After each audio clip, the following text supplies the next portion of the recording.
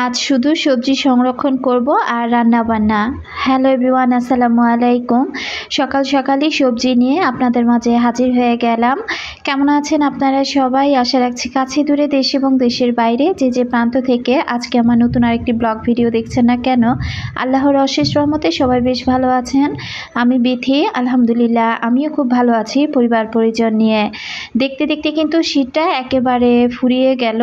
তো শীত কিন্তু এখন আর তেমন একটা নেই, তবে সবজি কিন্তু রয়ে গিয়েছে। তো আমি কিন্তু গতকাল রাতে আমি এই সবজিগুলো কুটে রেখেছিলাম। তো কিছুটা ফুলকপি একেবারে ছোট ছোট করে কেটেছি, আবার পাতাকপি কিছুটা একদম কুচি কুচি করে কেটেছি, কিছুটা একটু মোটা মোটা করে কেটেছি আর কি, বড় বড় সাইজ করে। তো এগুলো আমি এখন ফ্রোজেন করব। তো তার জন্য এখানে আমি এই তো পানি বসিয়ে দিলাম আর তার সাথে লবণ দিয়ে দিলাম পানির মধ্যে। আর আমি কিন্তু একটু চিনি দিয়ে দিয়েছিলাম, তো সেটা আর কি স্কিপ হয়ে গিয়েছে। তো যাই হোক, পানিটা এই তো ফুটে উঠলো। এখন আমি ফুলকপিটা দিয়ে দিব। ফুলকপিটা দিয়ে আমি 2 থেকে 3 সেকেন্ড রাখবো, তারপরে একটু ভালো করে আর কি একটা বলক চলে আসার আগে আমি ফুলকপিটা নামিয়ে ফেলবো। যদিও আমি শীতের সবজি ওইভাবে কিন্তু সংরক্ষণ করি না, তবে শীত ফুরিয়ে গেলে দেখা যায় গরমের সবজিগুলো কিন্তু এত কালারফুল হয় না। আবারও দেখা যায় মাঝে মাঝে যদি একটু ফুলকপি বা একটু পাতাকপির তরকারি খেতে ইচ্ছে করে তখন কিন্তু খাওয়াও যায় না। তো এখন তো আধুনিকতার ছোঁয়াতে আমরা অনেকটাই আধুনিকতায় আর কি পরিপূর্ণ হয়ে গিয়েছি। তো মোটামুটি যখন যে কোনো সবজি নামে না কেন, অসিজন কালেও সিজনের সবজিগুলো কিন্তু আমরা সংরক্ষণ করে থাকি এভাবে, আর সেটাই খেয়ে থাকি। তো আমি কিন্তু সকালবেলা আজকে নাস্তা করে তারপরে একেবারে চলে এসেছি এই যে এই কাজগুলো করার জন্য। তো এর মধ্যে কিন্তু আমি একদম ঠান্ডা পানির মধ্যে সবজিটা তুলে ভিজিয়ে দিলাম। এরপর এটাকে আমি ধুয়ে আর কি একবার এই যে বরফ পানিতে ধুয়ে নিচ্ছি, আর একবার একেবারে ঠান্ডা পানি দিয়ে ধুয়ে ভালো করে সবজিটা ঝরা দিয়ে নিব। আজকে যেহেতু কাজ অনেক, তো যার কারণে কিন্তু সকালের নাস্তাটা ওইভাবে আপনাদের সাথে শেয়ার করিনি। এর মধ্যে ঘরের কাজকর্ম গুছিয়ে একদম সরাসরি চলে এসেছি রান্নাঘরে। আমার সকল প্রিয় আপু ভাইয়া আঙ্কেল আন্টিরা যারা এই মুহূর্তে আমার সাথে আছেন, ভিডিওটি ভালোবেসে ক্লিক করেছেন, এখনও পর্যন্ত একটি লাইক দেননি, প্লিজ একটি লাইক দিয়ে দিবেন। আর যারা নতুন আজই আমার চ্যানেলে প্রথম ভিজিট করেছেন, যদি ভিডিওর কোথাও কোনো অংশ আপনাদের কাছে এতটুকু ভালো লাগে, চাইলে আমার চ্যানেলটি সাবস্ক্রাইব করে আমার পাশে থেকে যেতে পারেন। আমি কিন্তু পাতাকপিটা যখন আর কি এই যে একটু ভাপিয়ে নেব তখন কিন্তু আমি চিনিটা ব্যবহার করেছিলাম, তবে ফুলকপির মধ্যে কিন্তু আমি চিনি ব্যবহার করিনি, শুধু লবণটাই ব্যবহার করেছিলাম। আর এই পাতাকপিটাও কিন্তু একদম আমি বলক তুলে নিব না, এটা একটু নেড়ে চেড়ে পানিটা যেহেতু ফুটানো, তো হালকা একটু ভাপ দিয়ে আমি নামিয়ে ফেলবো। অতিরিক্ত ফুটিয়ে নিলে এই সবজিটা কিন্তু একেবারে সিদ্ধ হয়ে বেশি যাবে, তখন এটা ফ্রোজেন করা একটু আর কি কেমন যেন হয়ে যাবে। তাই আর কি আমি হালকা একটু ভাপ দিয়ে যে সাথে সাথে নাড়াচাড়া করে তুলে নিচ্ছি।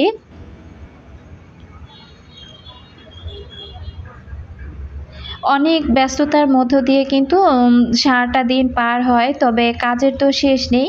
তো এই সবজি ফ্রোজেন করতে গিয়ে কিন্তু এখন আমার কাজের ঝামেলাটা আরও একটু বেড়ে গিয়েছে। তো আবার দেখতে দেখতে কিন্তু রমজান মাসও সামনে চলে আসছে। আসলে একদিক দিয়ে মাস কিভাবে যে চলে যায়, বছরটা কিভাবে চলে যায় সেটা কিন্তু কোনোভাবে টের পাই না। তো দেখতে দেখতে তো 2024 শেষ হয়ে গেল, 2025 চলে আসলো, আবার দেখতে দেখতে কিন্তু সামনে শবে বরাতও চলে আসছে। তো এভাবেই কিন্তু দিনগুলো পার হয়ে যাচ্ছে। তো সংসার আর সন্তান স্বামী এই ব্যস্ততার মধ্য দিয়ে এমনভাবে সময়গুলো কেটে যায় যে বুঝতেই পারি না যে সারাটা দিন কখন কিভাবে শেষ হয়ে যায়। আসলে আমরা মেয়েরাই হয়তো বা এমন ব্যস্ততার মধ্যে দিয়ে আমাদের সময়গুলো সব সময় কাটে। তো আমি কিন্তু এই যে যেটা ভাজির মতো করে নিয়েছি সেটাও একদম বলক তুলে নিয়ে নিই, একদম ফুটন্ত পানির মধ্যে দিয়ে তারপর আমি একটু নাড়াচাড়া করে নিচ্ছিলাম। আর পানিটা না একেবারে ঠান্ডা হয়ে গিয়েছে, তো আমি তাই একটা আঙুল চুবিয়ে আর কি দেখলাম যে পানিটা কি পরিমাণে গরম আছে। সবজি সংরক্ষণ করা এটা কিন্তু ভালোই একটা ঝামেলার কাজ।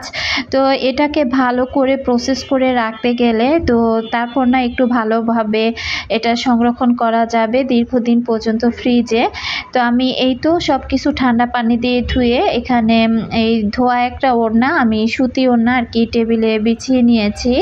তো পানিটা যেহেতু ছড়িয়ে গিয়েছে, তো এখন আমি একটা একটা করে ফুলকপি একটু আলাদা আলাদা করে এই ওড়নার উপরে দিয়ে রাখবো আর ফ্যানটা ছেড়ে দিব। এতে করে দেখা যায় কি সবজির গায়ে যে পানিটা, তো সে পানিটা কিন্তু খুব সুন্দরভাবে শুকিয়ে যাবে।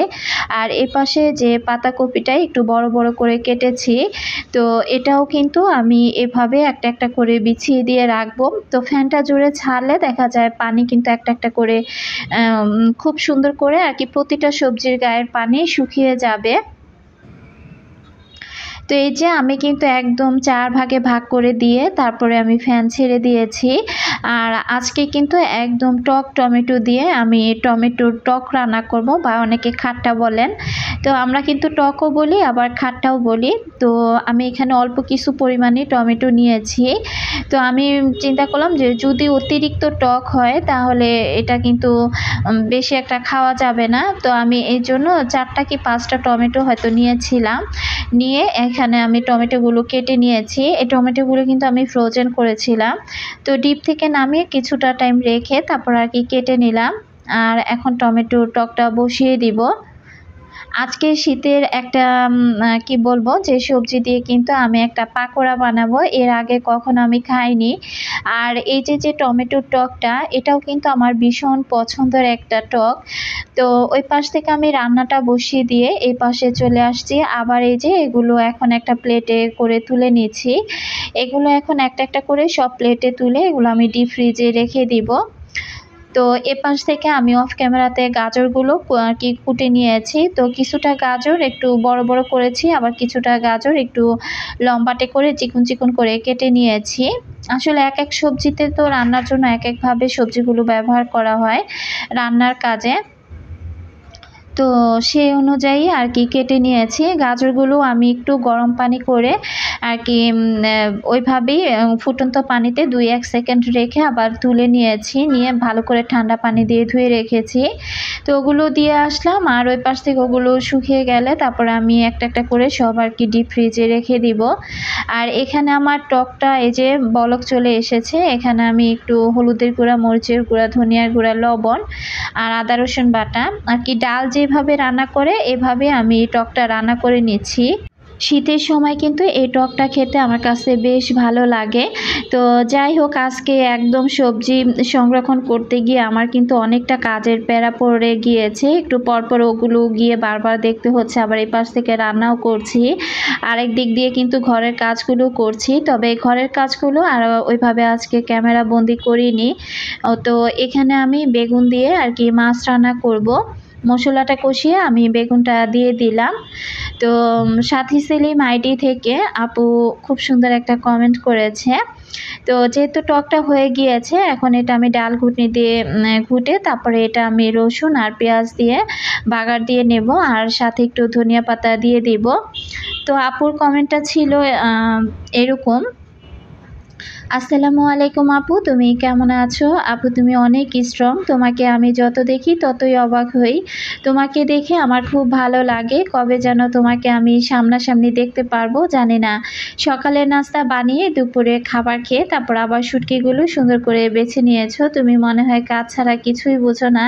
তোমাকে দেখে খুব ভালো লাগে আপু, কাজ করার আগ্রহটা বেড়েই যায়। তো আপুকে কিন্তু অসংখ্য ধন্যবাদ জানাচ্ছি। আসলে কি বলবো যে ওই যে আমার তো কোনো হেল্পিং হ্যান্ড নেই, তো কাজ কিন্তু করতেই হয়। আর হেল্পিং হ্যান্ড থাকলেই বাকি হেল্পিং হ্যান্ড দেখা যায় যে আপুদের বাসায় আছে, হেল্পিং হ্যান্ডরা এসে হয়তো আধা ঘন্টা কি 1 ঘন্টা বাসায় কাজকর্ম করে দিয়ে যায়, তারপর কিন্তু সারাটা দিন সে কাজগুলো আবার নিজেরই করতে হয়। তো আমার মনে হয় যে নিজের কাজ করার মধ্যে অন্যরকম একটা আনন্দ আছে। তবে মাঝে মাঝে না অনেক হাঁপিয়ে উঠি, তখন মনে হয় কি একটা হেল্পিং হ্যান্ড থাকলে মনে হয় সুবিধা হতো, অনেকটা কাজ এগিয়ে যেত। তো এই তো আমি কথা বলতে বলতে কিন্তু আমি এই যে তরকারি কষানো শেষ, পানি দিয়ে মাছটা দিয়ে দিলাম। মাছটা আমি গতকাল রাতে আর কি ভেজে আমি নর্মাল ফ্রিজে রেখে দিয়েছিলাম। আর এই পাশ থেকে কিন্তু টক রান্না করাটাও আমার হয়ে গিয়েছে। তো আপু যে সামনাসামনি আমাকে দেখার কথা বললে, আমি কিন্তু অলরেডি আমার ক্যামেরার সামনে আমি হুটহাট করে চলে আসি। আপু তুমি দেখেছো কি না জানি না, তো আমি বেশিরভাগ কিন্তু একদম সরাসরি ভিডিওর সামনে এসে কিন্তু আমি কাজকর্ম মাঝে মাঝে শুরু করে দেই। যাই হোক আপু, তারপরে যদি ভাগ্যে থাকে তাহলে কখনো কোনো দিন হয়তো দেখা হয়ে যেতেও পারে। তো এইখানে আমি কি করেছি, মুসুরির ডাল বেটে নিয়েছি, তার সাথে হলুদের গুঁড়া, মরিচের গুঁড়া, ধনিয়ার গুঁড়া, আদা রসুন বাটা আর জিরার গুঁড়া দিয়েছি। আর এগুলো কি আপুরা বলেন তো? এগুলো হচ্ছে আজকে ধনিয়া পাতা, এখানে এক আটি ধনিয়া পাতা ছিল। তো ধনিয়া পাতাটা খুব সুন্দর করে কেটে তারপর আমি কুচি কুচি করে কেটে নিয়েছি। তো মসুরের ডাল দিয়ে আর ধনিয়া পাতা দিয়ে আজকে একটা পাকোড়া বানাবো। এমনিতে কিন্তু জবার আব্বু এই ধনিয়া পাতা খেতেই চায় না, তবে আজকে যখন পাকোড়াগুলো বানিয়েছি তখন দেখলাম যে বাহ, সে খুব মজা করে খাচ্ছে। তো আমি যখন সে খাচ্ছিল আমি সামনে বসে তাকে জিজ্ঞাসা করছিলাম যে তুমি এটা কি খাচ্ছ। তো অলরেডি কিন্তু সে ধরে ফেলেছিল যে এটা ধনিয়া পাতার পাকোড়াই ছিল। তো আমি হাসতেছিলাম যে তুমি ধনিয়া পাতা কেন তরকারিতে খেতে চাও না, এভাবে তো মুড়ি মাখাতে বা এই যে পাকোড়া বানিয়ে দিয়েছি সেটা তো ঠিকই খাও। তো সে আর কি কিছু বললো না, বললো যে ধনিয়া পাতাটা তরকারিতে দিলে আমার ওই গন্ধটা ভালো লাগে না, তবে পাকোড়া বা মুড়ি মাখা এই দুইটা জিনিসই খেতে আমার ভীষণ ভালো লাগে। তো যাই হোক, আমি এই তো পাকোড়াগুলো বানিয়ে নিয়েছি। এখান থেকে কিছুটা পাকোড়া আমি আমার ছোট বোনকে আবার দিব। তো আমার ছোট বোনটাকেও হঠাৎ ওই দিন আর কি বলছিলাম যে ধনিয়ার পাতা পাকোড়া ও কখনো খেয়েছে কি না। তো আর কি বলতেছিল যে না, এটা কিভাবে খায় বা কিভাবে বানায়। তো আমি কিন্তু আরেকদিন বেসন দিয়ে ভেজে তারপরে কিন্তু পাকোড়াটা খেয়েছিলাম। তো সেখানে কিন্তু একজন আপু কমেন্ট করেছিল, এই মুহূর্তে আপুটার নাম মনে নেই। তো আপু কিন্তু বলেছিল যে ওই পাকোড়াটা নাকি আপুর কাছে খেতে ভালো লাগেনি। তবে ধনিয়া পাতা যেহেতু আমি বেশ পছন্দ করি, ধনিয়া পাতার পাকোড়াটা কিন্তু আমার কাছে খেতে ভীষণ ভালো লেগেছিল। আর আজকে এই যে মুসুরের ডাল দিয়ে করলাম, তো মসুরের ডালের এটাও খারাপ লাগেনি, ভালোই লেগেছে। তো যে পাকোড়াগুলো ভেজেছি সেগুলো আমি আমার ছোট বোনকে দিয়ে আসলাম, আর এগুলো আমাদের জন্য। এর মধ্যে কিন্তু জুই দুইটা খেয়ে নিয়েছে। তো এই তো আজকে ছিল রুই মাছ দিয়ে বেগুন রান্না আর পাকোড়া ভাজা, আর ছিল টমেটো টক রান্না। এগুলো আমি এখন ডিপ ফ্রিজে রেখে দিব। তো ডিপ ফ্রিজে রেখে দিয়ে এটা যখন একটু বরফ বরফ হয়ে আসবে তখন আর কি নামিয়ে নেব। এখন কিন্তু একদম রাতের বেলা। তো এখানে আপনাদের ভাইয়া কি করেছিল, কিছু জিপ ব্যাগ আনতে বলেছিলাম, তো সেটা আর কি সে নিয়ে এসেছে। তো এটা কিন্তু আনেনি, এনেছিল খুব বড় একটা।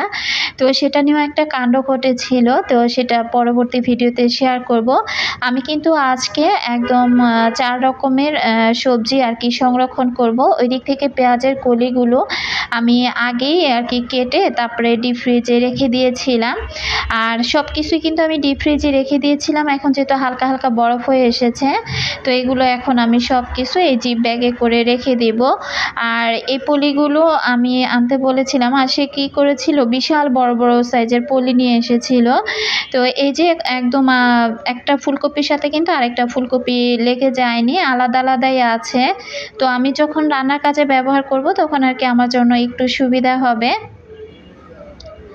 তো আমি কিন্তু আজকে এই যে 4 রকমের শীতের সবজি সংরক্ষণ করে নিয়েছি। শীত তো দেখতে দেখতে ওই যে চলে যাচ্ছে, তো চলে গেলে সমস্যা নাই, আমার ঘরে শীতের সবজিটা রয়ে যাবে, আর যখন যেভাবে মন চায় আমি রান্না করে খেতে পারবো।